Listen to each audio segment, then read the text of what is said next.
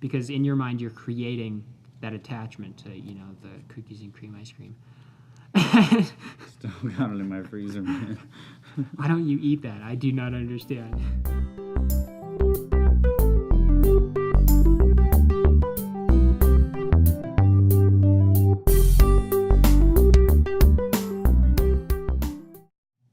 Hey everybody, welcome to Seriously Lighthearted Yoga. Yesterday we were talking to you about some states of mind that can be detrimental to your yoga practice and your kind of greater existence, I guess. Yeah. Not to put too much weight on yesterday's video or anything, but anyway, today we're going to be talking about some obstacles that we are going to try to get you to become aware of. This way you can recognize them and maybe Kind of similar to what we did. Yeah, find a way to move past them. These are not states of mind as much as obstacles, things in your path towards this union that we talk about. So yeah, so guys, these things that we're talking about here, Cliff and I brought up, are called the Kleshas, and at least in Patanjali's Yoga Sutras, there are 5 major Kleshas that we talk about. Other traditions have some more add in, but these 5 are fairly all-encompassing. This word klesha is translated sometimes as obstacle, as we've been using. Sources of pain, conflicting emotions, causes of pain. And we're using obstacle because we think it's the most effective term to really help you recognize these. So, these 5 obstacles, without any further ado. The first of them is avidya, and avidya is kind of the seed for all the others in a sense, but this is ignorance. So just not having the knowledge to really see something for what it is, and then not having the presence of mind to be with it as you need to be. Both of these fall under the avidya. And then after that we have asmita, which is like your sense of individuality that you cling to. So why is that an obstacle? It's an obstacle because unity in yoga is what we're always looking for. I mean, yoga means union, and if you create a sense of individuality in yourself, you tend to separate yourself from everything else, and that divides the unity that yoga is trying to bring you towards. The third of these we've already mentioned in several videos at this point is raga, which is attachment. And if you remember, we did a video on vairagya, which was non-attachment. This raga is the attachment, again, that pulls you towards pleasurable things. So you think, oh, I would really, really love to have a good yoga class today. So you try really hard to have a good yoga class, but by trying to have a good yoga class, you might be taking away from some of the practice of yoga in that class. Mm-hmm.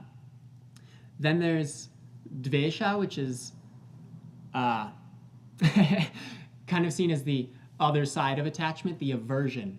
So you say, oh, I don't want to do that. That hurt last time I did that. And it's you know, like, it's really stressful for me to be in traffic, so I'm not going to drive my car. This is the sort of aversion that is a problem, because if you, say, need to drive your car and there's just traffic out there, but you can't because of this aversion to the traffic, it becomes very difficult for you to get where you need to be.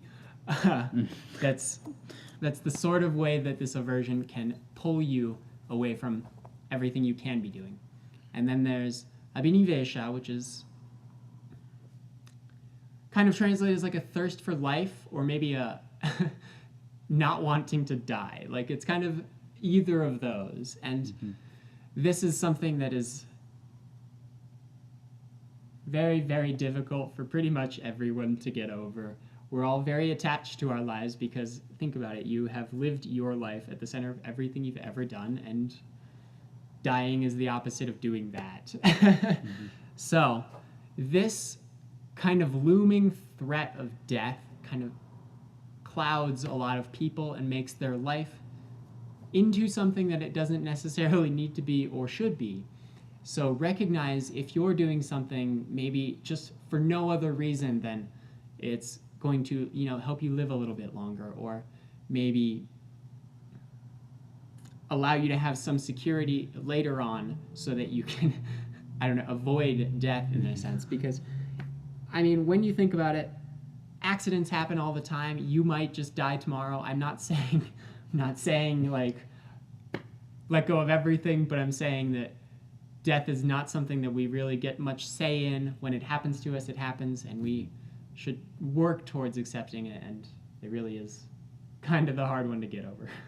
Yeah, for sure. So, these are some, like we were saying at the beginning of the video, these are some roadblocks, that obstacles that will be created in your mind that you may intentionally create or may subconsciously create. They are obstacles that you're going to find as you proceed down your yoga practice. We just want to recognizing them start with recognizing them, realizing that they're there, and you don't need to be overcoming them right away. That's not the quest. That should not be the initial goal, the immediate, response to recognizing them. Just recognizing now, them. See if you see them. Yeah, recognizing them is definitely the first step, and you can move beyond that as you go, as you gain more comfort with it. Yeah. So again, it's your yoga practice. Take the baby steps that you need to take, or take the big steps you need to take. It doesn't matter. We're just trying to give you kind of a what yoga says about this. Yeah, sort of a guide, and if that starts you to think about it, more power to you. So give somebody a high five, subscribe, like, and share. We'll see you guys all tomorrow.